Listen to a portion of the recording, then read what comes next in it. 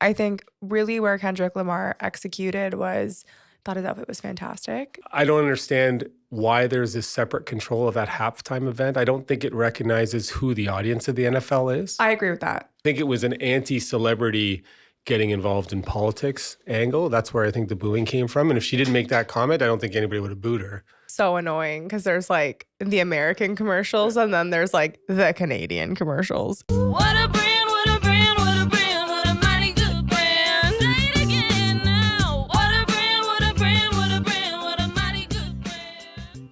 What are we starting with? We're going to start with the Super Bowl. Talk about modern day controversy in terms of branding and messaging. What did you find controversial about the Super Bowl? Well, I found the Super Bowl to be a little bit boring this year. I don't know if that's a controversial opinion. You mean in terms of the game or in terms of the branding? The game, I found Kendrick Lamar to be a bit boring. I think really where Kendrick Lamar executed was thought his outfit was fantastic. Like he really understood his colors. Like I thought that was a great look for him. And then two, I thought the choreography of the dance was well done. Like it was visually interesting, but I found him as a performer to be a bit boring. I don't know where to go with that because when I look at the Super Bowl this year, I thought there was tremendous energy behind the Super Bowl that was very positive in terms of the United States. Trump, first time ever goes to a Super Bowl. There's never been a sitting president who went to one before. Oh, really? So him attending there was a big deal. Yeah, was a big deal, and he was cheered, even though you didn't see that on. I think we should talk about Taylor Swift being booed and him being cheered and what that may or may not reflect in the audience or what's going on. But what I saw from the NFL is kind of two branding mismessaging, because you had this very pro-USA feeling at the Super Bowl. I think the national anthem was there, but then whoever organized the event, I think took a deliberate right turn away from Chris Stapleton's national anthem, which brought everybody to tears a couple years ago. I found that the national anthem this year was artistic, but not motivational. No, it wasn't good. Like it was actually bad. Yeah, and I think that was done. I think there was somebody deliberately doing something to try to kind of counter the Trump momentum, because that Super Bowl show, it was very Samuel L. pro-American. Jackson. No, it wasn't pro-American. Samuel L. Jackson was looking like the character from the Quentin Tarantino movie he was in. You know what I mean? Where he was just critical of what's going on. And then Samuel L. Jackson would stand up and say, remember the rules, play by the rules. And it was like, even it looked like a prison yard. I think there was a little bit of an anti-establishment movement in there that was deliberate in terms of the national anthem and the halftime show. You're actually right, because they deciphered a lot of Kendrick Lamar's lyrics throughout the songs. And that was exactly the theme. You're dead on. So I don't understand why there's this separate control of that halftime event. I don't think it recognizes who the audience of the NFL is. I agree with that. Right? And I don't know why that keeps happening in a way that you don't have a mix of all of the people who love the NFL being showcased in the country NFL. music. Country music, even some Latin music or something that's interesting, as opposed to just this kind of angry rapper who is taking shots, I think, at the U.S. at a time when the U.S. was feeling very positive. True. Yeah, I think... Okay, to your point on the booing of Taylor Swift, I think that there was a lot of unhappiness. I'd actually like your opinion on this because I'm not super into football. There was a lot of unhappiness around the Chiefs getting in, and I really think a lot of people thought that they bought their way. And I think that the booing of Taylor Swift is more for what the kind of Chiefs represent, where they're like this golden child that's getting passed through, because Taylor Swift just came off of that massive tour where she's at this height of being loved. So I can't connect her being booed to where she's at from a cultural moment other than connecting it to the Chiefs. I think I can maybe shed something, and it goes back to some of our other discussions about the end of celebrities and celebrities getting involved in politics. She deliberately came out and made some anti-Trump statements prior to the election, right? Even though everybody knows Travis Kelce is not anti-Trump, he's just pretending. And so because she politicized indirectly football because of she was in the news all the time because of Travis Kelce, and then coming out anti-Trump, then that's why she was booed, because the crowd in the stadium was pro-Trump or pro the movement that the country was going on. I think those boos were a reflection of anti-celebrityism. It's like, stop telling us how to vote. You're rich. We're trying to pay the electricity, even though most of the people at the Super Bowl were probably wealthy based on the tickets. But I think it was an anti-celebrity getting involved in politics angle. That's where I think the booing came from. And if she didn't make that comment, I don't think anybody would have booed her. You know, she hasn't said anything bad about the NFL. She doesn't She seem like a hasn't said bad anything. person. No, she doesn't say anything. That's the whole But thing. except the pro-Harris comment before. But has Travis Kelce said anything on? No, he just hasn't said anything. So yeah, his silence is something. Yeah, but you said even though he pretends, that's not pretending if he's not saying anything. He's just omitting. He did say before the Super Bowl that it was a great honor that Trump would be at the game. Yeah, okay. Yeah. We got a note from Andrew that apparently he said it would be a great honor that Trump was at the game. But I think that also speaks though to having the president being president for Yeah, he was game walking around time. on the field shaking hands with players, right? But then they're anyhow. So politicizing. I think it's interesting, right? It's like that we just expect more from anyone who's in the public sphere, right? And it's this idea that celebrities are at this place where like they're better than us, and that's what makes influencers so interesting. Is that like influencers are among us, you know, and like well said. and it's when you look at even the way that I think Trump is being viewed and how Trump is navigating this is he's understanding what what the society is looking for influential figures. And it's like Taylor Swift being in the highest like up boxes. Like she's not showing up and like shaking hands with fans or like doing anything. Not that I'm saying she should, but just that she's not also kind of shows that stark difference between an influencer and a celebrity.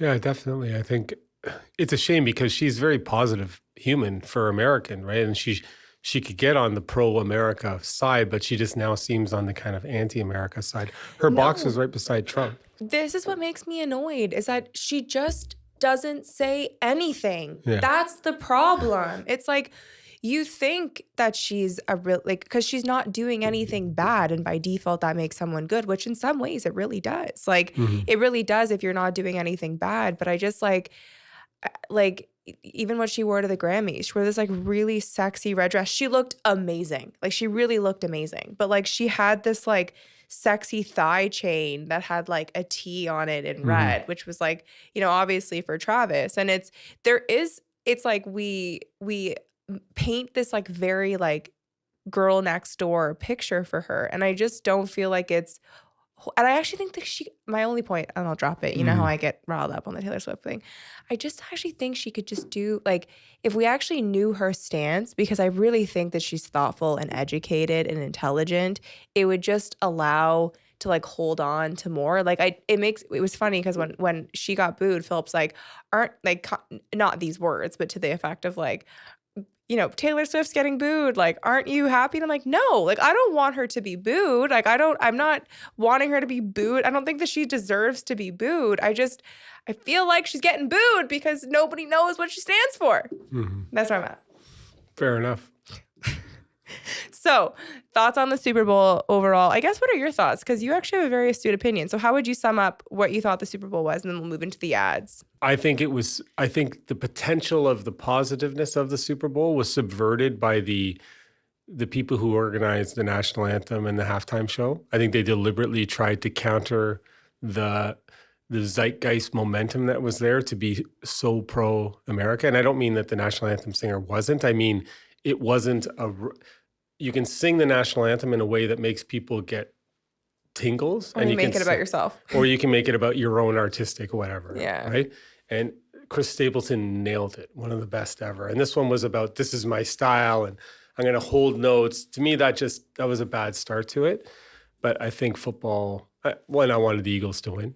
Like, I like the underdog. I think I would love to see an Eagles-Bills.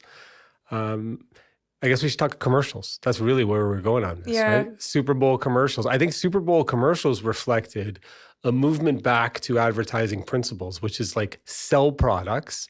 And my goal is that they were not scared of selling sex, selling things that make people buy. But I know you have an interesting take on who was in the commercials. I'm just laughing because it's like so annoying because there's like the American commercials Yeah. and then there's like the Canadian commercials. And it's just it on the American side, it's exactly what you're saying. It was a it was a coming back moment. It is a moment of we're not chasing themes and things that don't connect to faceless businesses. It was completely focused on the sale. It was selling sexuality. It was like speaking to human emotions. Like it was going back to the core principles of branding. We saw some of the best commercials this year in a really long time. And one of the biggest things that stood out to me is influencers were the stars of the show. Like it wasn't a hyper celebrity focus. You know, there was some ads but the ones that did it, like Michelob Ultra that we're going to talk about, they didn't bring, it's like, I find like the celebrity commercials is always the same. You know, it's like the Kevin Hart, the Tom Brady, like it's like the same 4 or 5 actors that's like recycled through like 7 campaigns. And this year to me was really what advertising should be about. Like the people who were in the ads were relevant. And that's what ads used to be. It was like the most relevant person at the time, not the most purchasable, like The Rock or Kevin Hart, you know? And seeing Alex Earl, like she nailed it in the Carl's Jr. ad. And it was like unapologetically what men that go to Carl's Jr. want to see, would like their ideal woman to look like. And it is completely unrealistic, but it sells $2 burgers. And like, that's what we need to get back to. Business owners who have been terrified to actually properly target their audience now can see in the Super Bowl that there's a shift in the tide, that you can now actually communicate to your audience without having to apologize, because that influencer was off the rails. But it was like it's the social contract that we want with brands. And that's what's been missing, is that we've had this approach to branding that is like, we need it to come back to reality. And like, people don't want reality. They want to buy into a dream. They want it to be aspirational. Like it's meant to be ridiculous and funny. It should have shock value because you want it to be memorable. You don't want it who actually eats the burger to be on the commercial. You want it to be almost so ridiculous that it stands out because you're fighting for attention. And it also has to make sense for your brand. And so many brands that like, what is the difference between Carl's Jr. and Raising Cane's and McDonald's and Burger King? Like other than the nuance of like, what they kind of put on the page. Like it comes down to branding. And like when you're in a saturated industry, you have to stand out. And how do you stand out if you're all saying the same thing? Like it doesn't work. And that's why we saw in this year's commercial is these big brands can no longer afford to burn cash, and they're going back to what works. So that's what you can learn from. The social contract concept, as you say, it is interesting because for the Super Bowl fan who's at home, who's going to buy a burger after work, that commercial made them feel happy. Yeah. Like at a variety of senses. And then you have this connection with an audience by making them feel good and associating it with your product. And too many advertisements haven't been making the target audience feel good. They've almost been lecturing. Like when you compare Canada, which is well behind the US in terms of returning to being proud of their country, you know, like every commercial was like a diversity festival. And there's not that there's anything wrong with it by itself, but you're not connecting to anybody. Like everything looked totally orchestrated to fill every box that could be filled. And so there was no strong advertising message. Well, it's actually, you're dead on, but it's just like actually super simple. And that's why I'm making so many noises. Like it's so simple. Like think about it. If you have 20 million eyeballs watching the Super Bowl, and you're trying to have your one of, sorry, what were we going to say? I'm just saying in the States, it was a lot more, but whatever the number is. 100 million. 100 million people across the world. But it's dependent on whatever locale is seeing the commercials. So let's just, don't quote me on the number. I'm just going to say 20 million. There's 20 million eyeballs that are watching these commercials. And you're trying to get a return on investment from that marketing ad spend and buy. You want people to talk about your ad when they go back to work on Monday. or on Tuesday or on Wednesday or on Yeah. Thursday or on Friday. So what are you doing to make someone talk about your ad? Because the only reason you're creating an ad and spending all that money is to be memorable, is to be remembered, is to drive someone to compel them to act. If you don't have a clear message, if you don't have a clear message and a clear takeaway, if you're not being visually interesting and in some way like shocking or funny or emotional, like if you're not making somebody feel, you're not doing anything and you're burning cash. And that's the problem with like a lot of the Canadian commercials is that on the face, like on the face of being like inclusive and checking on the boxes is a good thing. The problem is that if you watch 30 commercials and it's all the same commercial for 10 different industries, none of them are memorable. And you don't leave watching that program being like, what, where am I going on Monday? I'm definitely not talking about RBC or Dawn soap. Like, You know what would be interesting commercial? I don't know how it would go over.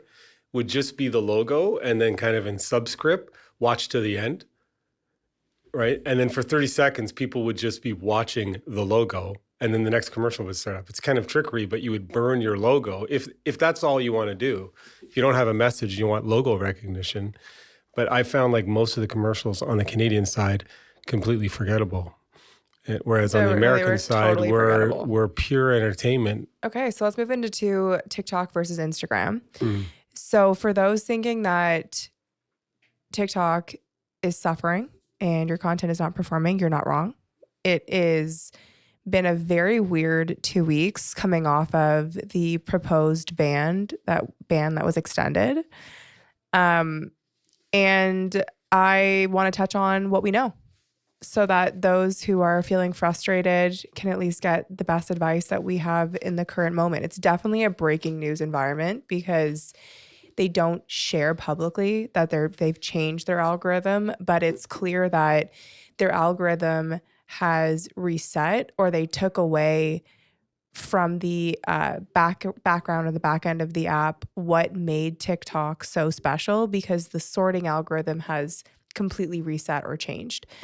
Yeah, and this conversation came from you noticing how TikTok was acting differently with some of our content post relaunch or whatever. Oh my gosh, like the content now is not performing at all. Like what's performing right now is like what was once like abysmal from how this performed.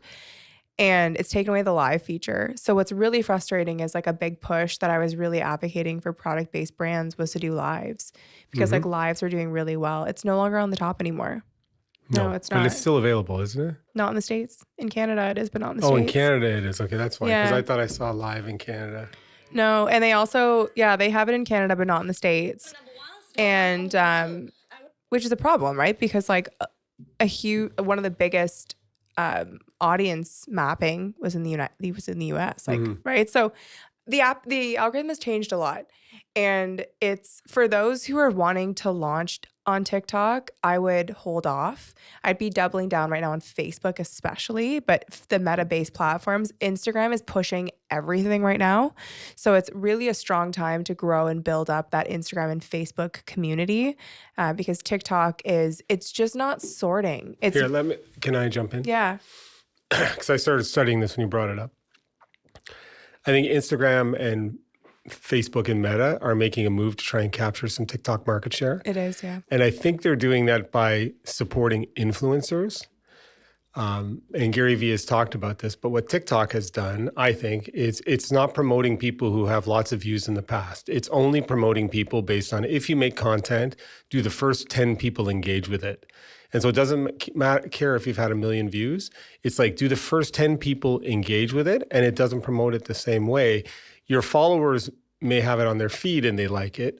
But in terms of, so I'd say from a strategy perspective, I would take old TikTok videos that did very well and I would put it on Instagram, right? But from a TikTok perspective, it's actually not a bad time to get into TikTok because you can compete on a more equal playing field because now I think too many influencers just got a little lazy. They just kept making the same type of content and said, hey, because I've got a lot of followers, I should have the same engagement. And the onus on TikTok is your content has to be freaking amazing. It has to be the first 10 people who see it, like, engage, share, and then any small business owner can go viral with 1 million views today if your content is entertaining. That's a fact. Any piece of content on TikTok, it's not dependent on followers. No. This is where you're wrong. So where it was a fact is that TikTok's algorithm always prioritized quality of content over number of followers. That was what made TikTok so interesting, is that you could have no followers with videos that have hit the millions. Because where TikTok rewards you on the follower push is when you have more content to keep people more engaged, versus virality is completely dependent on quality of content. Instagram, you are correct. Instagram is harder to grow because it's based off of number of followers. So they don't push your content if you don't have the verification from a follower count, because Instagram was founded from Facebook, which was more fixated on like how many friends do you have, right? It was like about building up the numbers of how many people follow you. That was like the gold standard. Now what's complicated with the TikTok algorithm is that it's no longer pushing content based on algorithmic preferences in the same way that it once was. And I'll give you a context example. So content that we've posted or reposted that did very well in the past will get a lot of saves disproportionate to how many views it's getting. So typically if I would get several hundred saves or several hundred like DMs or like 25 to 50 comments, you could expect the impression, the eyeball range to be within a certain like, because it's like a number game, right? Like if you get 500,000 views, the likelihood of getting 10,000 saves is more likely than if you have 12,000 views but 10,000 saves. So what's weird is that the algorithm is pushing it to people who really like your content, but it's not feeding it I'm not to sure a larger you can number. say that with. I think the saves are coming from followers, and you can click on your followers and watch the people that you like. And I think you have tons of loyal people who like you and who save it. And that's growing every day. No, because I'm right? still growing and getting new followers. It's slower than what it was. Yes. So there's a lot of creators are speaking about how Yeah, but it goes back to our video where you said you're not shadow banned, it's your content's not good enough. no, the algorithm has changed. Okay, but it's changed to value better content. That's new. I disagree. I think the algorithm changed because what ByteDance what they wanted to keep proprietary was their algorithm. So now they're actually gearing up to sell it when the owner said he was never going to sell it. And because he said he was never going to sell it and he's now being forced to actually sell it, he took out what was proprietary and has basically kept out one that was like good enough, more similar or maybe slightly better than Instagram, but nowhere near where it was. Because the change happened the moment they kept they extended the ban, because before that the algorithm was like killing it. It was pushing it. Like content that wasn't that good was getting like thousands of views from me, versus the content that's going out now that is much better is not getting nowhere disproportionate to where it used to be. And that was after they extended the ban. Okay. There's certainly some controversy and conspiracies here. Like that makes sense at a strategy level, although I'd be surprised that AI couldn't deconstruct or make a better algorithm now. So I think their value was in having the platform established and having the spider web in everybody's phone, because I think the algorithm could be recreated today with AI and where we've come, but their power was in their expanded spider web. But that would be interesting if they pulled back their secret sauce in thinking it's going to get sold so they can start another one. Well, that was the whole thing, is like as it was gearing up, another one came out of China called Red Note. And the algorithm on Red Note was also scary and credible. Like within like 5 minutes of swiping, it was like all the shit that you actually would like. And like but Red Note has to have enough content. So where did Red Note get the content from?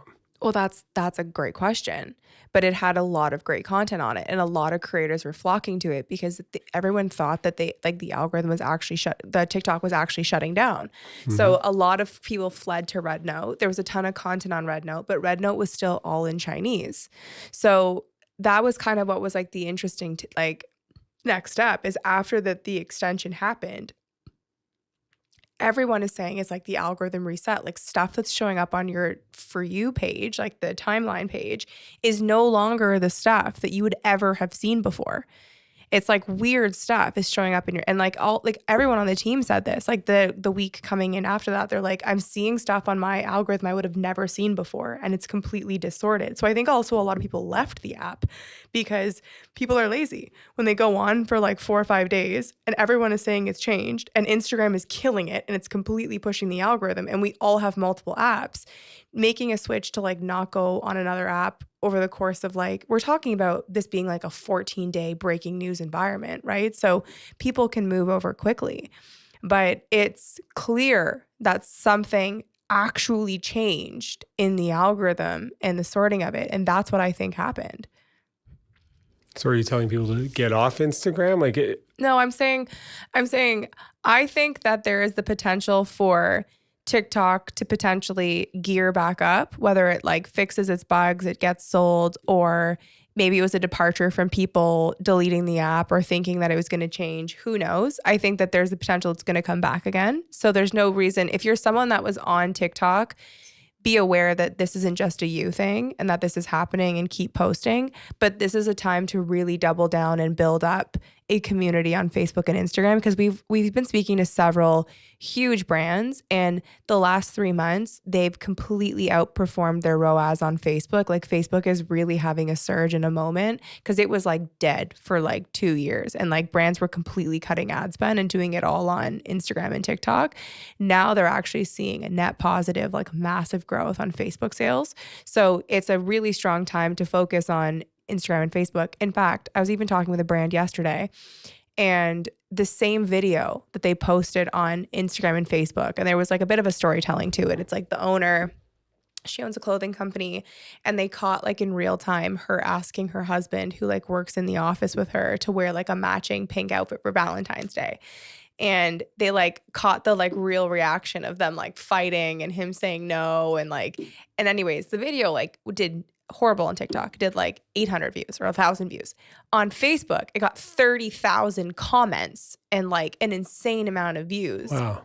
And on Instagram, Because on TikTok, that would usually do very well. yes, Right? yes. And on Instagram, it did the same. It did like maybe in reverse. It did like 30,000 views, and like it was like just, it blew up on those two other platforms. And what I was saying to her was actually interesting. I'm like, separately, that platform doesn't make sense for you to focus on, because like your core customer, which is like an older audience, really like it's not that it's a waste of time. It's like you're, by not focusing on where your customer is, if you only have so much time, it's not strategic to be like doing videos on here if it's not generating money, and time is money for you, versus fixating on both these platforms. But the other takeaway is these platforms are like really pushing, like insane. Like we've had in the last 30 days, like 1.3 million views to my profile, like, which is like unheard of.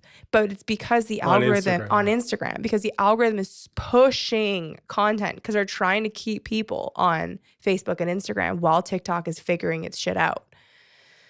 It's weird. I wonder what you think, like Instagram, rather than scrolling through photos, like the reels or the shorts, like that should just be the homepage. If you were to ask me about Instagram, because whenever I kind of click on, I can scroll 2 or 3, but then when I click on a video, then I can go down a doom scrolling pathway. So why are we starting with the kind of image just because that's how it started? If I was Instagram, I'd be like, let's double down on these videos and take the market share from. Well, that's where Instagram's algorithm is interesting, because Facebook started with the focus on friends, right? When someone adds you, you're adding a friend. So and you're actually capped at only having 5,000 friends. So Facebook is actually fixated on you actually know this person, which is where Instagram came out of. So the origins of the algorithm is that there's a propensity for a lot of people to actually want to see the people they know like their milestones first. Whereas you're someone that would have migrated, like a lot of people prefer TikTok over it because they actually don't care about their cousin's updates. They actually just want to go on and like learn stuff or like see zebra videos or like. I just noticed this on Instagram, and it kind of crystallized when I was talking to you.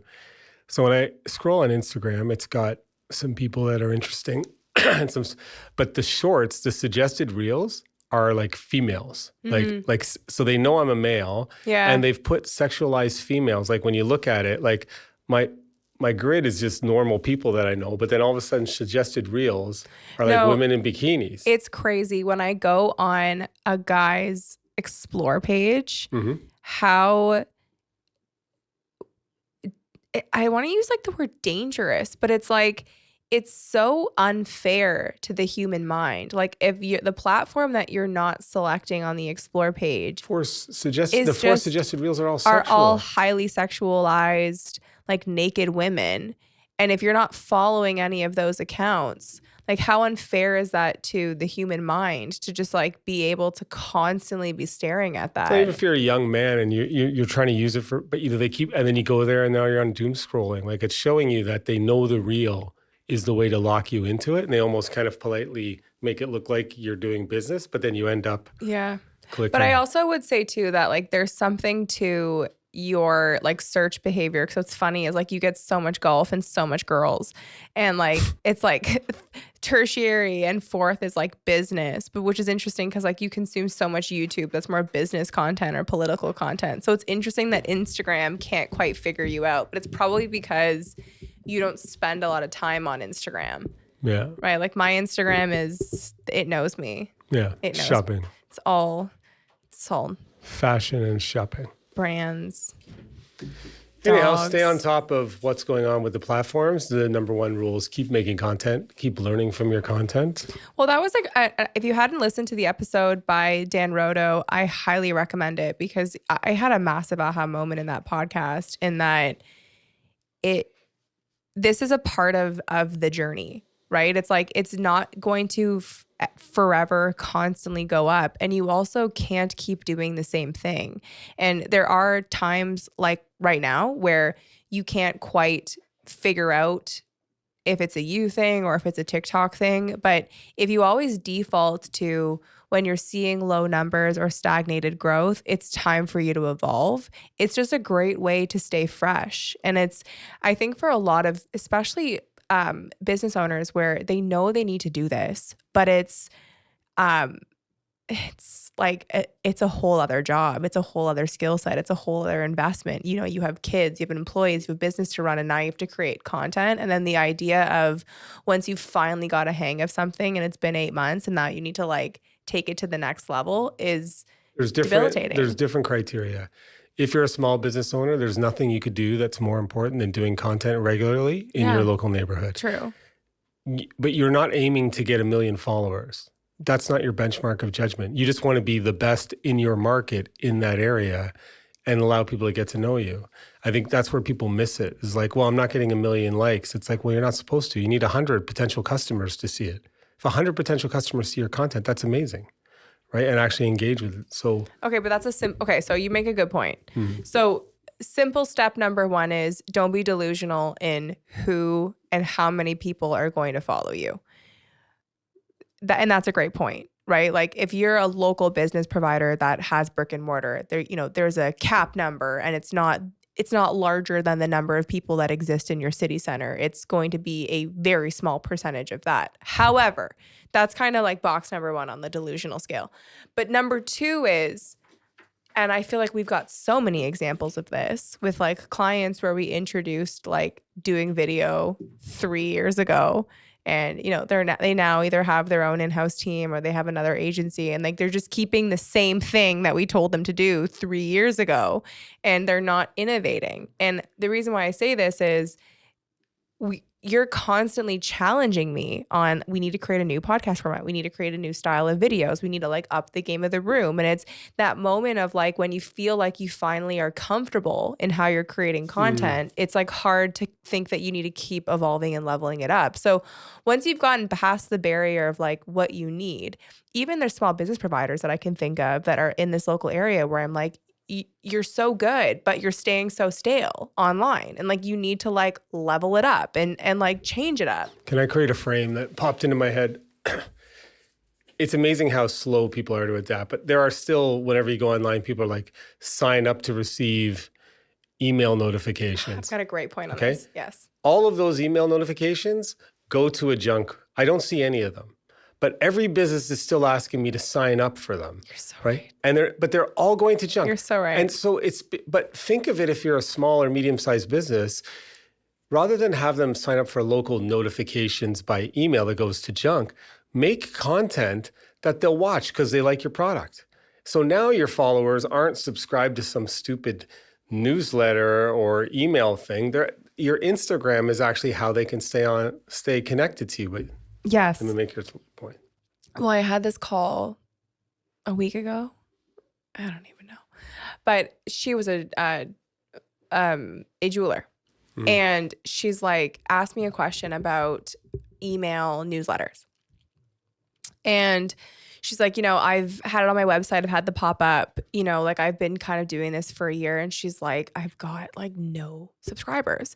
And I'm like, think about it.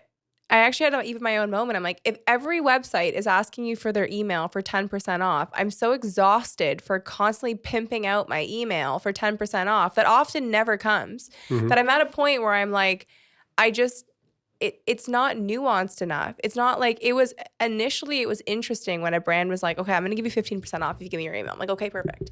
But now if it's just like perpetually a nominal amount off, that's no different than every other brand.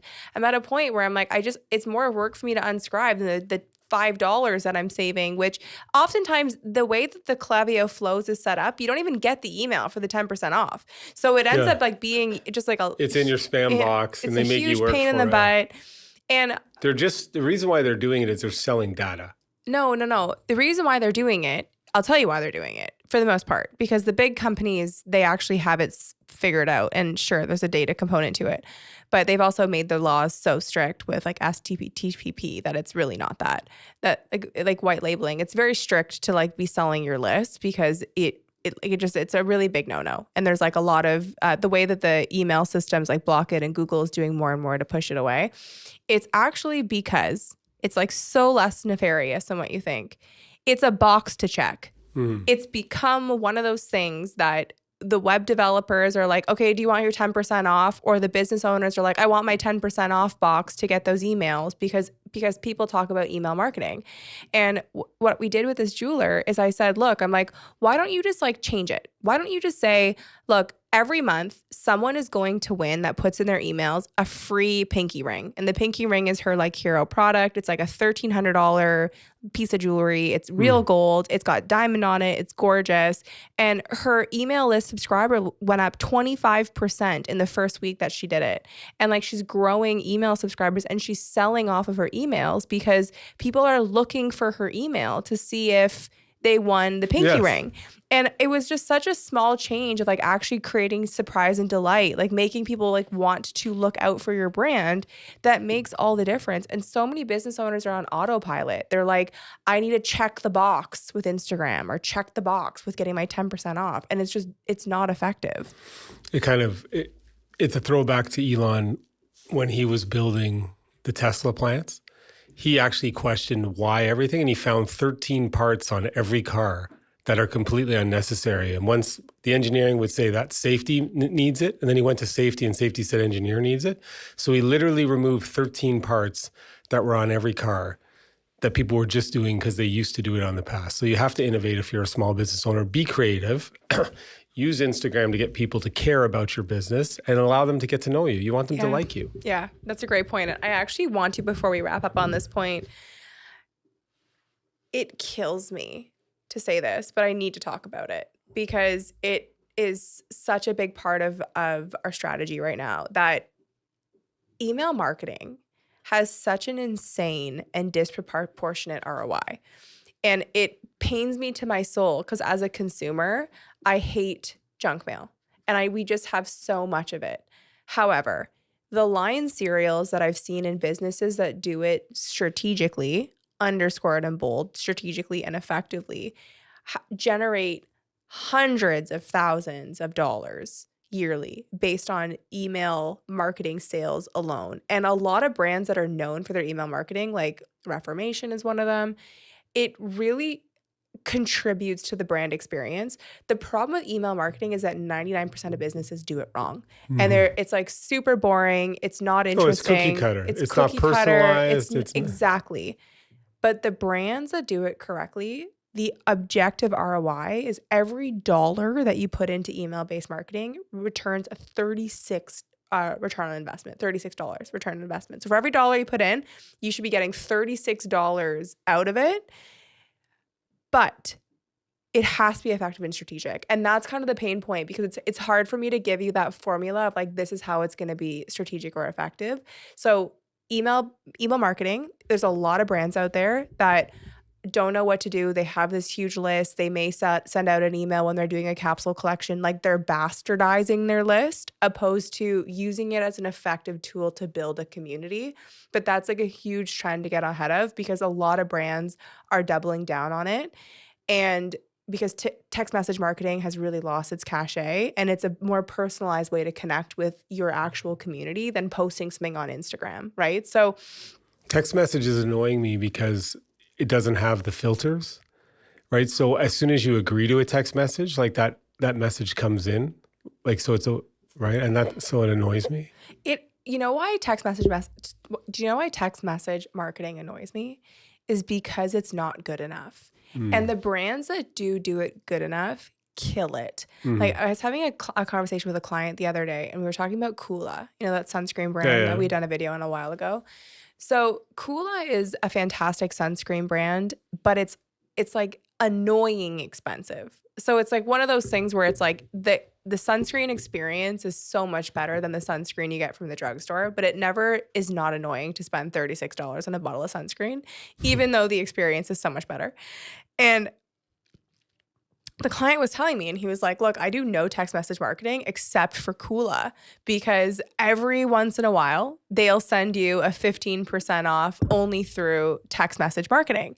And I was like, that is such a great example of text message marketing done right. Like they don't message you all the time, but when they do, it's not a fake sale. It's actually something worth looking for. And they don't do sales. So they only do this like 2 or 3 times. And he goes, when they do it, he goes, I buy like 10 bottles, because he knows that they're going to buy it. He's got a family of 4 or 5. And he's like, so I stock up. And he's like, they don't abuse messaging me. And I'm like, that's text message marketing done right. It's not like most of these brands, they get your number and then they're like sending you 4 or 5 texts per week for their pots and pans. And if they're intelligent, they have to know there's no way you're interested in their product that often. No. Right? Like you could have seasonal, but they think, oh, we'll get a number and we'll send you something every week. And like, honestly, I don't need to look at. They ruin it for all the brands. Like if you just are like, look, I'm only using this Thanksgiving is coming. You may want to have some fresh pots and pans. Here's our one-time, like that'd be a good. This is only for our text messaging list. It's 50% off today. Yeah. And I was writing the book today and I was talking about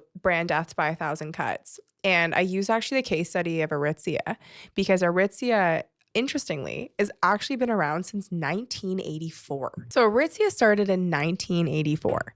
And it didn't actually open up boutiques across Canada until 1999. And the reason why I was wanting to bring this back up, and what's really interesting, is actually 2 things. As an aside, I really want to do a full case study on Aritzia, because I learned so much in like studying it for the book. But one of the things that Aritzia did really well was their clientele sales. And they would do 2 sales per year. One was at Christmas. One was always right on my birthday at the end of June. And it was effectively like seasonal clear out, right? But they would put the whole store on sale.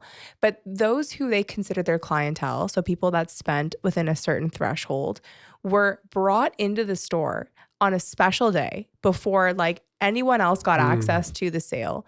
They didn't close the store. So they made sure that like all the regular people like saw that people were getting taken care of specially.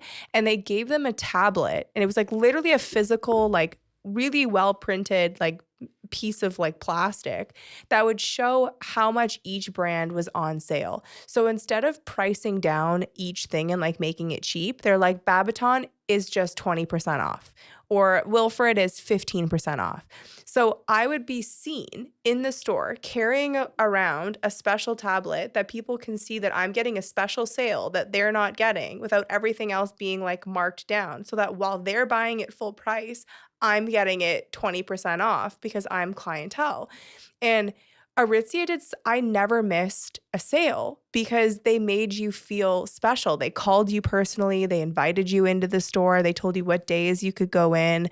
And then once you bought something, because you always bought something when you're making an intentional trip to go to the mall, they gave you a really high quality gift. So they gave you like, it was like actually something that you would keep. So they were like luxury beach bags. There were like retro speakers. And my point is that they didn't ruin a sale. Like I feel like now at like Boxing Day, like I never would go to the mall because like every mall, it's the sale that they've had on for the whole week before. It's not special on Boxing Day. It's the whole week afterwards. And like even Cyber Monday, like I bought nothing this year because it's just like the sales start a week and a half before Black Friday. I think what you're talking about today reminds me of something I talked about in a podcast earlier today when I was talking to an expert on strategy and tactics in the international world. But, you create patriotism or morale by creating a superordinate goal, which means a goal that allows a community to rally around. And when I'm thinking about this in relation to businesses, just doing bland text message, there's nothing there, right? But if you have a superordinate goal saying, hey, look, if I shop here regularly, I'll be given first dibs on clearance. I'll be treated to something bigger. You now have a bigger goal to show, a reason to show community. And that's what Aritzia did. And then I had people like you people would aspire to be like that. There was a reason to do it. And that's missing in most of what we're seeing in the digital world. Totally. And Sephora did it too. They did VIB Rouge, right? Like you spent so much money and you got specific perks. And it was like a thing worth having. Like it was it just, when you, everything you do should have a strategy and a so what. And that's what's missing is that we approach things like it's status quo, and then you're confused why it doesn't work for your brand. Like I've spoken to so many brands this past year where their whole focus is on like being good for the environment and like socially conscious and like creating a good impact. And then they're like asking me what they should do for their Boxing Day sales. And I'm like, isn't your whole thing like to not be perpetually trying to sell more? I'm like, why don't you take a completely different approach and stance and say like, we don't participate in Black Friday or Boxing Day.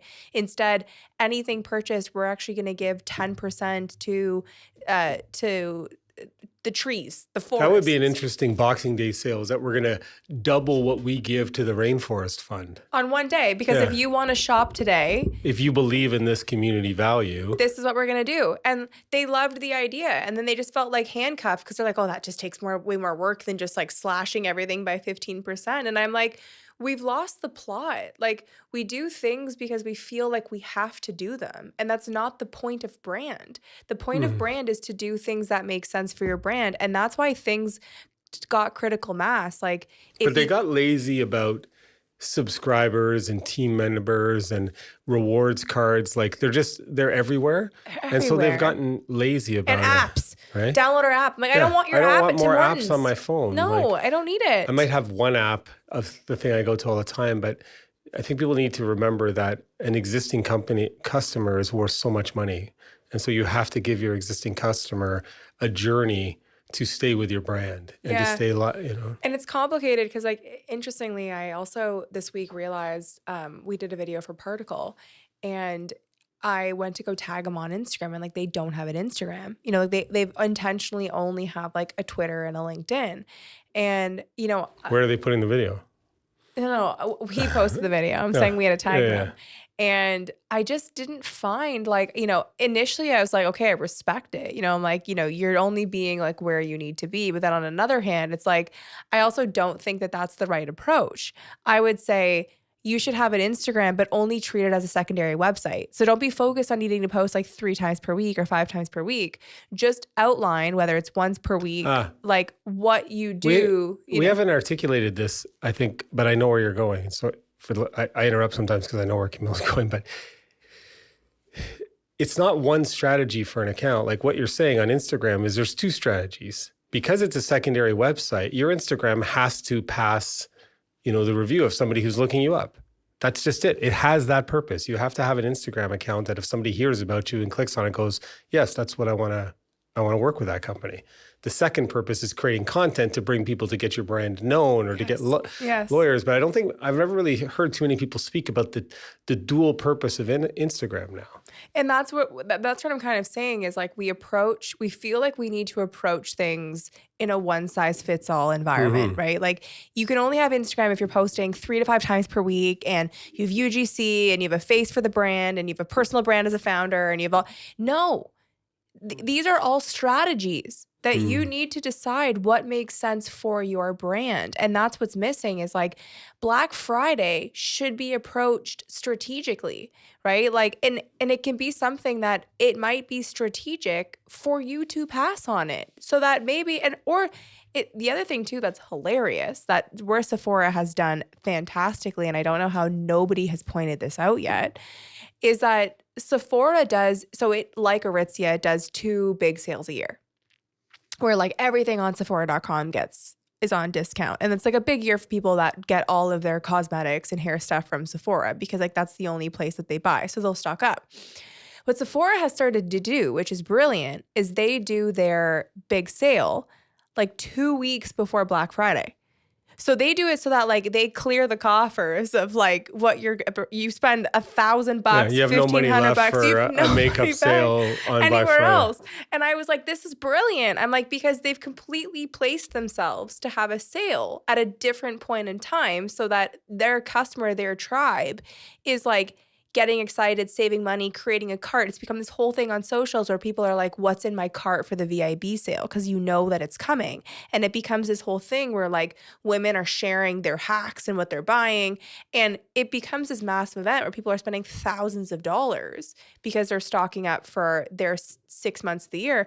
But that's what I'm saying. It's like, have a strategy. Like if Black Friday isn't your strategy, but you need to make sales, like maybe you do a VIB moment, you know, like maybe it's, or like Aritzia, like just how can you do your thing so that it stands out and you get attention? That's all you're fighting for is attention and to get some kind of surprise and delight. Like how can you get your customer leave and be like, oh, that's interesting. That's different. Like how do you get them to tell someone they know?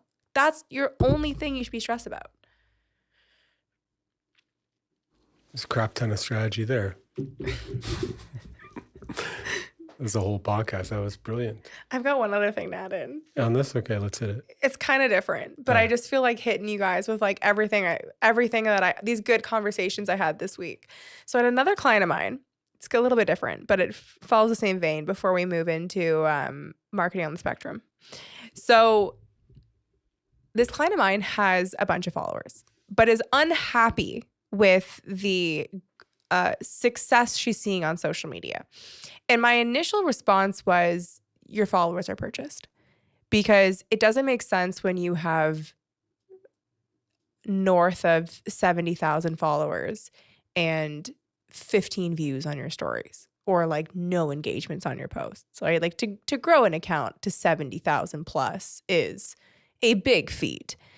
And it was very much like an absolutely not, you know, how could you suggest such a thing? It's actually because I just went off, you know, I went completely dark for 7 months. And because I went dark for 7 months, you know, I've had a bunch of experts tell me that because I went dark for 7 months, it's, I'm not posting every day. So the platform is punishing me. And I wanted to clarify that there are a lot of agencies that were buying followers for business owners that were investing in social media marketing early because there was a lot of pressure for follower growth. And can I just expand on that? From a practical perspective, I know of agencies who would say, pay me $25,000 and I'll get your follower count to 2,000. And then they drop $800 and they get the follower count. Like that's a great business model for an agency that's not actually doing anything to get organic growth and to build a brand. Totally. And a lot of followers were purchased. And it's not, a lot of these business owners don't even know. And the reason why it's problematic and what I want to touch on is, no, if you have 0 engagement or 0 story view count, it's not because you went dark for 7 months, because the algorithm is actually more inclined if you come back and you have that many organic followers to push out your content because it knows that a large number of people are wanting to follow you. So if you come back, and that's why a lot of celebrities that don't actively use their socials, like when they come back and they like post something, it's actually the first thing on all of their feeds, all of their followers' timeline, because they want to reward that account for coming back, because a lot of people have showed interest in that account. So if that account starts pushing content, they want that account to be prioritized. I think also the algorithm understands quality of followers. So if your followers are active, then it'll post to them. But I think on a lot of the purchased accounts we see, They're not real accounts. they have 3 to 5 followers, Or and none. they're not liking, following, sharing, commenting. They're not real. So you were suckered into looking at your Yes, follower content, yes. but not engaging. And that's what I was saying, is I was like, if you took off 7 months, you wouldn't get 15 views on a story. And it becomes a really uncomfortable, like, I think there's a lot of people that are just the reason why I'm bringing this up is where the conversation went, which was really interesting, was advice that she was getting from other agencies, reinforcing that going offline for 6 or 7 months would hurt your engagement. And my argument is the opposite. It will hurt your growth. If you're not posting every single day, or if you're not posting frequently, there's no incentive for the algorithm to push your account, and you're not going to grow. But whatever you've retained will push it out proportionate to the interest and the activity of the followers that you have. And if does not matter if you're not posting frequently, if those followers are real, you will get proportionately better than abysmal results. And that's that's a good thing for you to know and to question if your followers have been purchased. So I had this question on X. If a bunch of your followers are dormant, how do you deal with that? Because the algorithm sees that your followers aren't really doing anything, so they don't push your account. Do you start again, or what do you do? So you shouldn't start again, because there's no real benefit to starting again. So it's effectively the same issue. Like, you either have literally 0 eyeballs, or you have less eyeballs that aren't as active. Now, the algorithm isn't going to punish you because But let me throw something by you, because my understanding from some research that I did is that the algorithm is triggered in some ways by how the first 10 views do, and even in your followers and friends. So if all of your followers, or most of them, are inactive, it could send your content to 10 of your followers. If none of them engage with it, the algorithm will say, this is not good content. So don't you need to get rid of people who have no chance of engaging with you because they're dormant accounts? No, because then the reality would be the same. Like, if you have no followers, right, and you're posting content that has no follower, like that you've no followers to, you're not going to get the benefit of the. So But you're not saying that you should keep fraudulent followers just because. Fraud followers are different than inactive followers, right? So if you have followers, like, that's where I'm saying these are very nuanced questions. Like, if I had an account and they were like, let's say, for example, you had opened an account when your kids were young, and they were a lot of like the soccer parents. All of those accounts, the algorithm of those accounts are clearly real. They're not made from the same IP, right? Like, if they're not active and you post content, you just need to build up by consistency of content, right? But fake followers will hurt your algorithm. Yeah. And fake followers, I think that it's better to remove. It's a tough question, because like it's a really tough question, because it depends how many we're talking. I don't want to guess when we're giving advice. Yeah. Like, if somebody has 50,000 fake followers, But and they're that's putting the out, problem. like, If you have 50,000 fake followers but 20,000 real followers, it doesn't make sense to restart to 0. no, but it makes sense to have 20, because the algorithm will see that your followers are engaging. But because it's very hard to get the 20,000 to follow you on another account. No, I'm saying, so how do we get rid of the fake followers? The fake followers, here's the problem.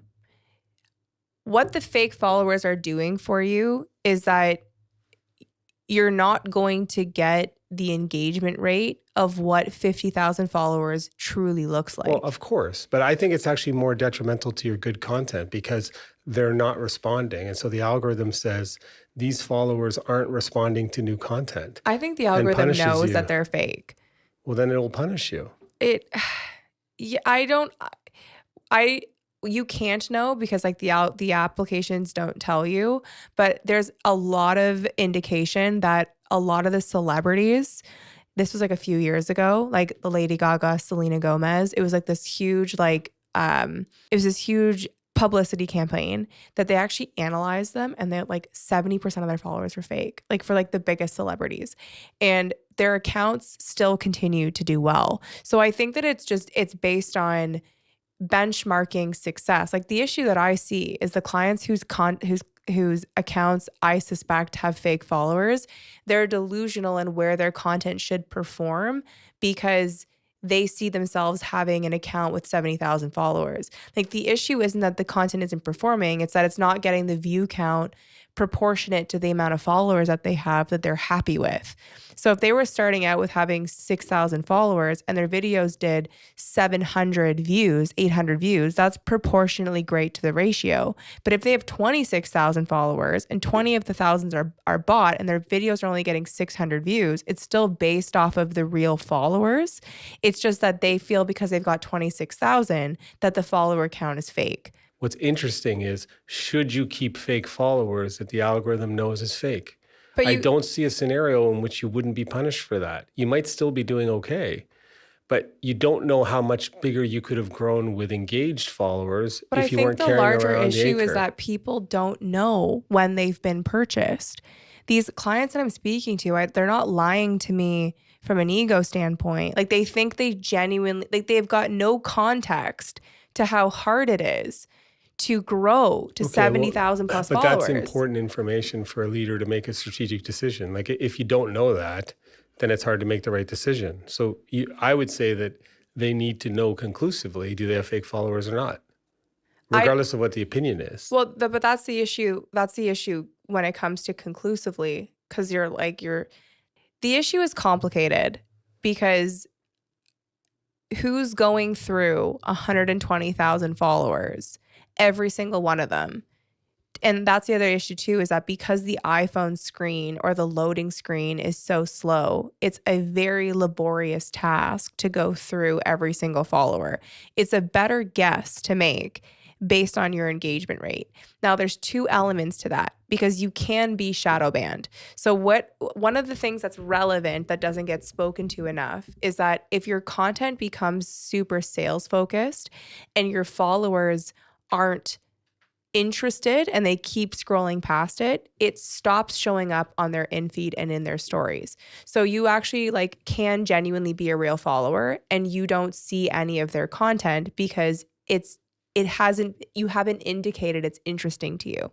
So what is happening to a lot of businesses is that their followers are real and they're not getting engagement because for several months the strategy was bad and they stopped engaging. So they are being banned from their followers. The second issue though is if you had but the nuance to that is more, I find, to businesses or to brands that are hyper focused on selling. Whereas more personal accounts that can have these huge numbers of followers, if there's no engagement, it's purchased. Because if you're a person and you've personally grown to 70,000 plus followers and you're getting no views on your videos, even if you took 6 or 7 months off, if you did a hard stop off, opposed to posting a bunch of crappy content, you have a purchase follower account that was probably bought by your last agency. Most businesses, why they get so frustrated about marketing and branding is that the roles and the professional exists on a spectrum. And the problem with the industry is that there's one word to describe who you want to hire, but the skill set can vary so greatly. Yeah, I think you should tell that in the context of what we were experiencing within our staff. Yeah, so we had inherited someone that, there's a longer story to this, but we had inherited someone that was a really lovely person, but really not the right fit. And it was a bit of a disagreement between Philip and I because I was failing to articulate what the issue was when there was no real issue. And the reason why this is nuanced and complicated is that I can sit down at a table and we can all say that we're in marketing, but there's a very different deliverable that comes to each person at the table. And this further kind of goes to where AI is going and where I think marketing is going to have a massive segmentation. There's going to be a lot of jobs that are going to be available in this industry, is because the approach to marketing is not equal. And the way that I explained it to you, which released your aha moment, and I really want you to go into it, is I said, look, I'm like, this person is very friendly. They're very kind. They're very lovely. But this is very much someone who is going home or it works from home, and at the end of the day is closing her laptop and never like looks on social media to learn anything about marketing, has no pulse on what's going on in the industry, is not doing anything to like read, absorb, and learn and to expand their thinking. Marketing is very much a paycheck, and it's, you know, moving around graphics, maybe typing some emails, but it's an in-house role that's very different than the level of investment I feel in this industry and the caliber of thinking that our team would bring to the table. And that was where there was like a massive like disconnect, is that our team are people who are like every day sending me like 5, 10 videos on Instagram, TikTok. They're consuming YouTube videos. Like we're reading books as like teams. Like we're at a different level. Yeah. What was fascinating to me is I didn't understand why the person wasn't fitting in because I didn't know them that well. But as soon as you explained it to me, I had this aha moment, is that the people who have come to our team, a lot of them from some of the top agencies, some of them came to our team and took a 50% pay cut. And that aha moment came synergizing that reality with this reality, is the people who want to do marketing at the level we do are like top 5%ers in terms of intellect, curiosity, creativity, and passion. Like we had somebody say, look, I'm getting paid a huge amount of money at a corporation, but I can't use any of my creativity and I'm not passionate about anything I'm doing. I want to come in and work with businesses and do dynamic, strategic, brilliant things. That's marketing at one end of the spectrum, like the artist who's passionate. At the other end is somebody who moves product around, but they all come under the same label. Yeah. Which is, we almost need to kind of structure the credentials of the industry. I think even people just say that they work in creative and they just put together simple graphics. It's not really art. And where this came from is that one of our partners on another project is a lovely human being, and he just sees marketing as like accounting, you know, or like a construction worker. Like, you know how to lay cement? Perfect. Move product. And it was a really nuanced and kind of difficult thing to overcome to work through, because I know that marketing is not created equally. Like, I know that like the problem with the industry is that there's no designation or test you have to take or specialized credential. And that's what creates massive variance. But I didn't really get it in the simplest terms until I was faced with working with someone that I would have never hired. Mm-hmm. And it was at that moment where I'm like, you're such a lovely, good person.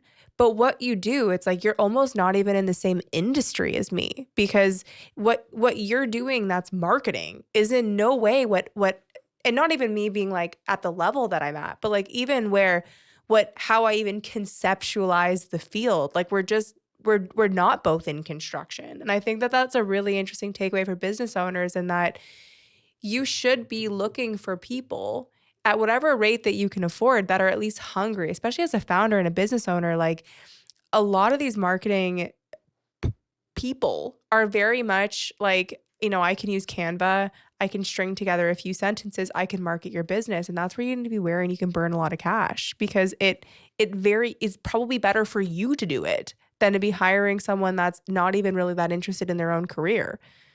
Mm-hmm. You're really just hiring an administrative person and then giving them a title that they're working in marketing, and then they're moving product, but you're not getting the art of marketing or the art of the brand in terms of creating something that's truly valuable. No, and it's like it's super relevant, because we meet so many business owners that are like, I'm so frustrated. I hired this person. I spent so much money. We did X, Y, and Z. And it resulted in nothing. And it's like, well, duh. Well, you know? What's interesting is when I look at the credential, I always go back to the military. If somebody says they're in the military, that can be, you know, newly trained to special forces, right? Like there's a level. So that phrase marketing you have to be aware of. But the way that they credential in marketing is you have an MBA in marketing, which really doesn't encompass, I think, the strategy or the creativity that's needed. But that's considered the highest level of marketing, is going through an MBA program that rewards math rather than creativity. Like, ask your person, show me the most creative thing you've ever done. Like, I don't think there's a lot of creative actually in that area. No, that was marketing on the spectrum. Today's hot or not is that Michelob is hot and Starbucks is not. So let's first kick off with Michelob. Michelob Ultra. Ultra, low calorie.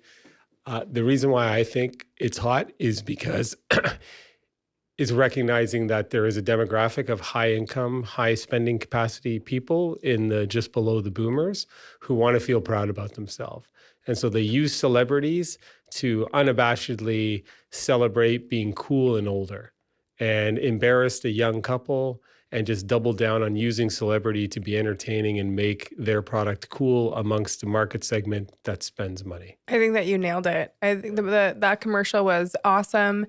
Describe it maybe so they... It's like emotional. It makes you feel. It's like, it's one where you don't, it's not that it hasn't been told before. Like, it was creative and it was interesting. And I feel that's really what's missing in brand campaigns, especially at the highest level, is they're giving them a storyline, but there's just nothing impactful about it. Yeah, I thought there was somebody really intellectual behind it, because they used William Dafoe and I can't remember the lady's name, who's been in a bunch of comedies, was on SCTV, Catherine O'Hara. So they're kind of like, people in their 60s or, and then it's also making fun of pickleball, which has gone crazy popular. Yeah, right? yeah. And so they weren't marketing to the cool people. They were marketing to people who are looking to enjoy their life, who play pickleball and don't want to have a lot of calories. And so they kind of took on a young couple in a pickleball match, and the young couple was like, we'll kick your ass. And then, I recommend watching it because it's a great way to tell a story and use celebrities intelligently to create support for your brand. So I thought that was one of the best commercials I've seen in a while, because we have a phrase, if you can taking the piss out of yourself, they're kind of making fun of the people who might drink their product, but like not being embarrassed to just say, hey, we love pickleball, we're super health conscious, and we kick your ass. And the takeaway is that everybody enjoyed it. Like, that's I think it's like, I talk about controversy so much, and there's just so many people that fear the beasts that don't exist. Like, they're just like, they're so paralyzed by, but not all pickleball people are old, and oh no, like what if the older people get insulted, and like they create all of this anxiety to not create something that is just funny. And that's what we're missing, is like, when you're having a brand moment, it needs to be a moment, and a moment has to say something. And you mentioned earlier the social contract with the brand.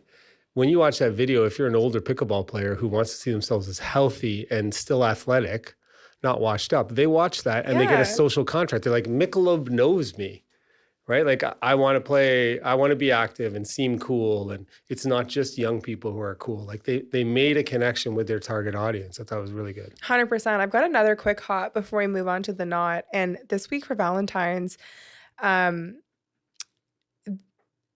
DoorDash did a whole campaign about, and it was like kind of risky. It was like this whole like threesome concept. So it's like the couple and the DoorDash is like the perfect threesome. So it's like it will deliver you flowers, it will bring you chocolates and wine, booze. And like, so it was like it pushed the envelope, right? Like, without really pushing it. Without really pushing it, but like it was funny and it was good. That goes back to your point earlier. There are always going to be people who say no, who say you're pushing the envelope, but then you need intelligent people to say, are we really pushing the envelope, or we're just being funny? Because DoorDash saying it's the perfect threesome, like on its face, isn't really it's just a play on words, right? So it's a brilliant campaign, but I think, like you said, many marketing departments would have kiboshed it. Yeah. But like, and who are you really Like, I think a lot of these campaigns, they really connect with those who they connect with, right? It's like, if that isn't really your humor, you're probably not going to be like, overtly insulted that you'll never use them again. You'll just be like, yeah, okay, whatever, not for me. And like you move on, right? Like you can get what they're doing.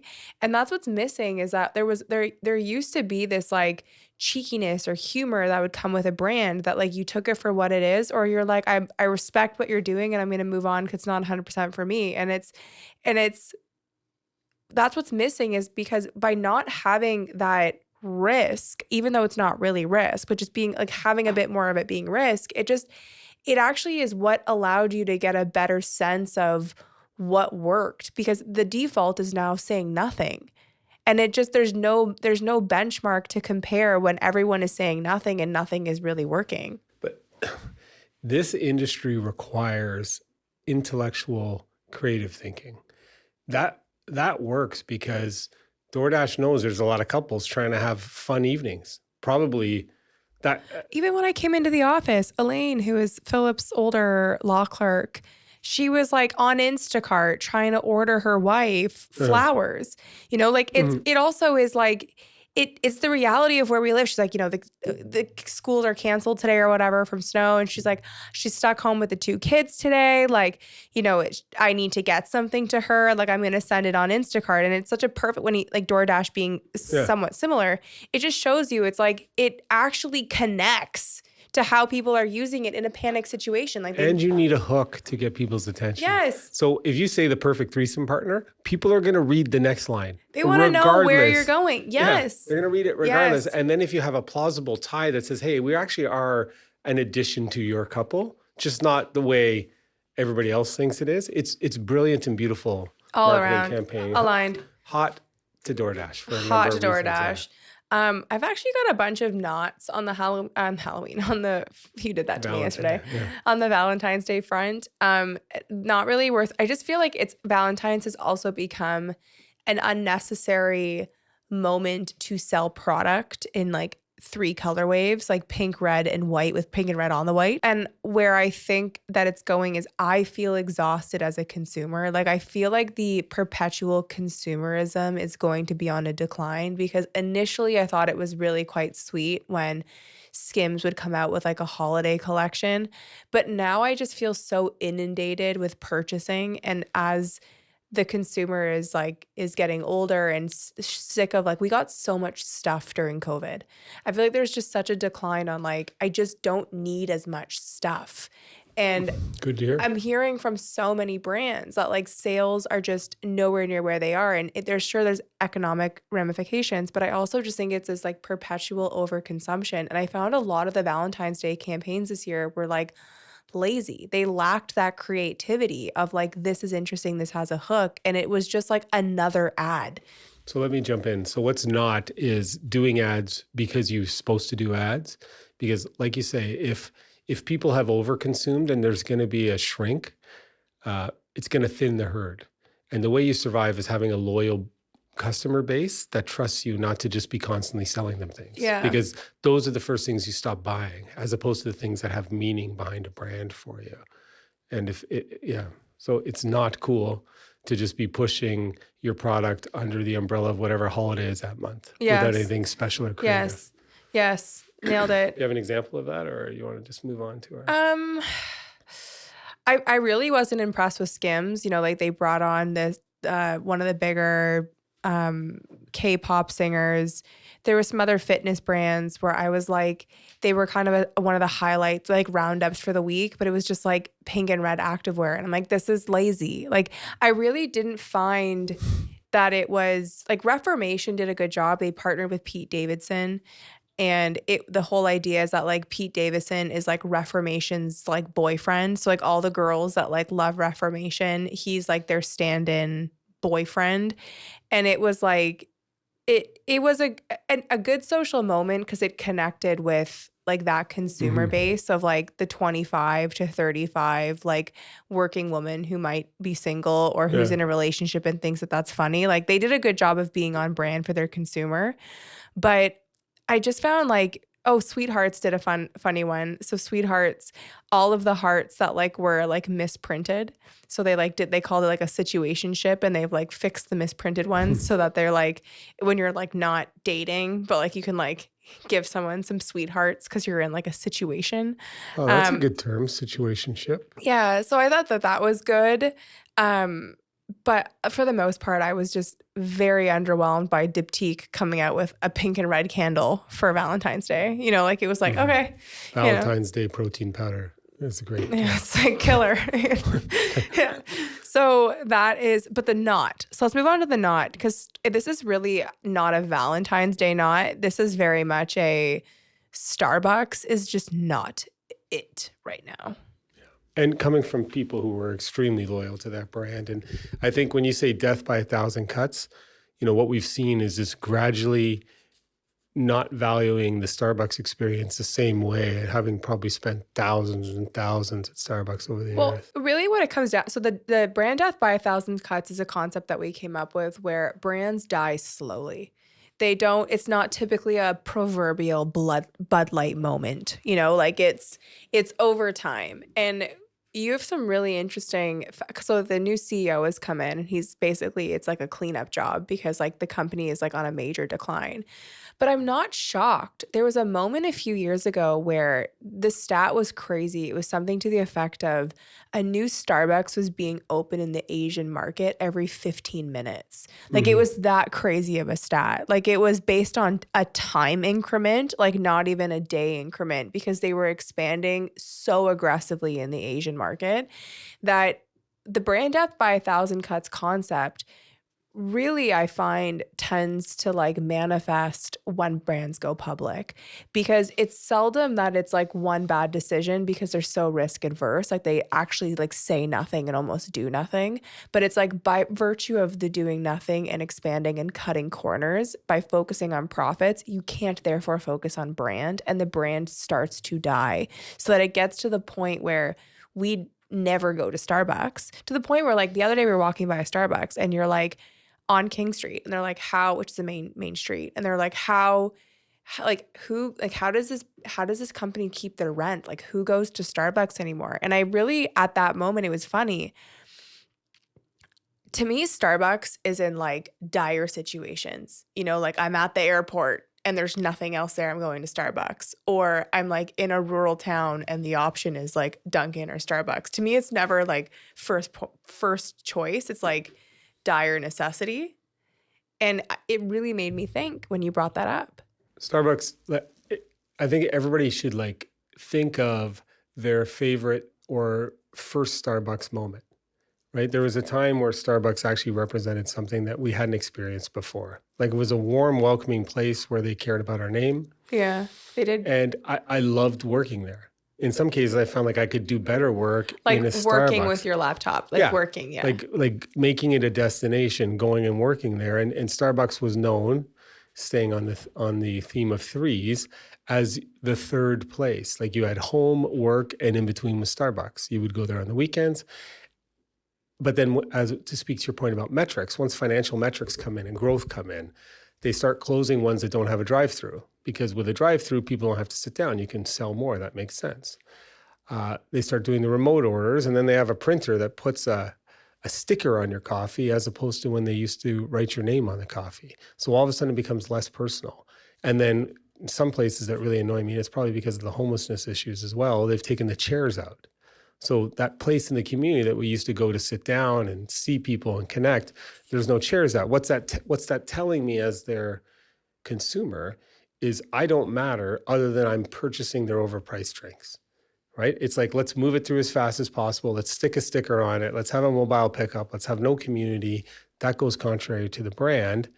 The new CEO has come in and said, look, we're going to start putting names on it again. We're going to reduce the menu by 30%. But I wanted to ask your opinion because that logo used to mean something to people as elevated coffee experience. And today I don't think it is. So how would you go about a brand refresh for a company like that that's trying to go back to what was important? I just don't think that's the issue with Starbucks. I think what you highlighted, like it was the original, like what Starbucks did, what Howard Schultz did 25 years ago plus, like business was started in the 80s, is coffee culture was nothing in North America like it was in Europe. Mm-hmm. And it's the same issue that we spoke about with McDonald's to me, in that Howard Schultz created a category that existed and was proven in a different market, Europe, brought that to North America, struggled, perfected it, and then grew it. And within that time, coffee culture has become more largely adopted, and the competition has greatly increased. And you brought up this great point because you were talking about how McDonald's for the first time ever has had multiple down quarters. And you brought up a really astute point when we were speaking to your daughter, in that what Uber Eats did is it allowed a better selection of options. So prior to Uber Eats, your fast food choices were McDonald's, Taco Bell, KFC, pizza, different versions of shit. Now, when I open my phone, it's like Thai food, Vietnamese, Indonesian, Dutch, Japanese. Like you have a higher quality option at not that different of a price point. Think of it. So the exposure to more options changes the brand position of, so in the past, McDonald's used to be the go-to place. Like if you had the munchies, right? Or at the end of the night or whatever you did, it was a treat. But as soon as Uber Eats or DoorDash or any of these things come up, now you have so many more options. The brand of McDonald's is not, where does it sit now? Nowhere at the same demand as where it was. And that's where I think Starbucks is, to me, the same, in that Starbucks was very novel when it first entered into the market, because it like standardized and represented a streamlined small town coffee concept at a much bigger level. Like it was very interesting and tantalizing. Like it was a thing that you could like go from city to city. And then they introduced these cups and you could collect when you go to Starbucks in different cities or different countries. Like you could, and it just, but with that also came great, like Blue Bottle coffee. You know, Blue Bottle is doing a great job. Like their branding is fantastic. It feels more like a small coffee shop. But you know what happened is, it goes back to a lot of the stuff in the book, is the product was good when it started. Like you couldn't get equivalent across cities of what Starbucks was offering. And, but once you lose the experience that Starbucks represented, all you have is products that could be copied and done better down the road. And it so was. Then now Starbucks becomes convenient because it's got a drive-through, but it's not a premium brand anymore. It's just, what Starbucks has kind of become is the best drive-through coffee. Yes. Right? No, that's where when you're talking about the rebrand, it's like the issue with where Starbucks is that I don't think that Starbucks needs to be rebranded. I think that the company needs to relook at what's realistic for perpetual growth. Like there's going to become a point where the Starbucks experience is just the Starbucks experience and it has its role and its place, but that's what it is. Like, or if I may, sorry for interrupting, what Tim Hortons did in Canada is they became a variant of Wendy's. They became a drive-through provider of coffee and food. Starbucks, I wonder if they're even doing like the Starbucks things too. Like they've got lattes, they've got Americanos. Like, yeah, but I'm saying for Starbucks should just try to win the drive-through coffee and food. But this market. is where this is just where I feel like it's worth. Starbucks represents consistency. Right? Like when we're traveling in different cities, the reason why we'll stop at a Starbucks is it's either like proximate, they had good real estate, so it's like easy to go to, and the app was easy to use. So when we were in Brooklyn, we'd go to the Starbucks, but the experience or the cachet of what it was lost because it's no longer novel. So it's disappointing when I go to the Starbucks and the employees are rude or like they don't feel like they're on brand and the experience doesn't match the $8 I'm spending on a consumable drink that's done in 10 minutes.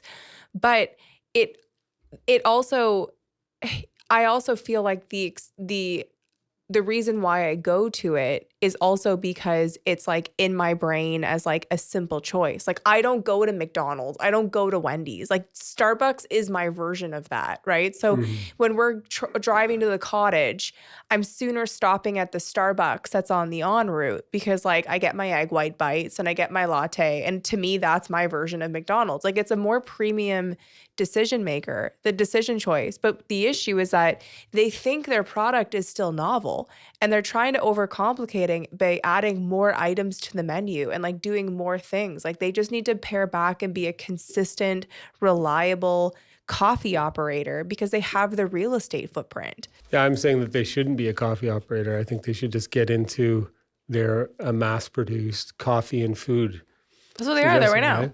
But it's weird if the CEO is going to be able to kind of recreate what Starbucks was and then be profitable, because I don't see how you get more profitable when you've grown this much, because going back to that brand You means can't moving get more less product. Yeah, you're not wrong with what you're saying. The profitability question is where it becomes complicated because they lost their brand when they became focused on profits.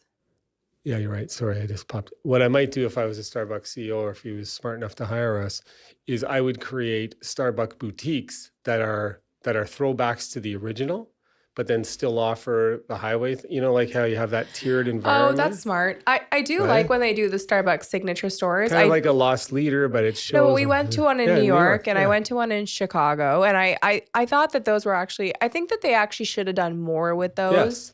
They, instead of doing less with those, like I think that they're Because that's the lost leader for the sales on the road. the biggest issue though that's worth discussing is perpetual profitability. That's the problem, is that businesses expect forever increases on profitability, and it makes it very difficult and impossible when at the heart of what made it successful was the brand. And to be focused on profits means that you're not focused on brand building, and the two can't exist simultaneously. So as you go further down the profit line, it becomes harder to be hyper focused on the brand line. And that's where these conversations can't coexist. I think to dig down on that, you can always seek to grow more revenue and profit, but you should have a process that says not at the expense of my brand, right? Because growing is good, but like if somebody is selling you to grow in a way that ruins your brand, it might not be the best long-term decision, right? But if you can grow and keep your brand identity or your brand contract, that's fine. But it's when MBAs and accountants come in and says, look, if we do this, we can get way more profit, and then you hurt your brand. Well, that's also what Cody Sanchez and Gary Vee were talking about, right? And that what the investment banks can do is like they can bean count way better. Like they can streamline profitability, but what they kill is the brand because they're not creative. And it's irrelevant when I think about really what Starbucks should do. Like Starbucks hyper focus on growing into the Middle East and Asia, and because there was so much cachet with it being a Western brand, it was Starbucks. That feeling that we had 10 years ago is what Asia feels right now. And really what Starbucks should do is should create a new, like a second brand, and should basically roll out on a smaller scale. It'd be better, it'd be powered by Starbucks, and it'd be like a totally new model so that it reintroduces novelty. Because really what Starbucks should be focused on, in the same way that Louis Vuitton, and we realized this with the plane that offloaded from Turkmenistan, if you don't know what I'm talking about, you got to watch the Oman podcast, is that a lot of these huge brands are hyper focusing on the wealth increase in the emerging economies in Asia and the Middle East. And that's where Starbucks should be focused. To me, the cachet is done in North America. It's time to spin off and create a separate brand, because like Chamberlain's Coffee is now opening brick and mortars. Like there's new competitors entering into the field that have new cachet to what Starbucks lost by chasing profitability.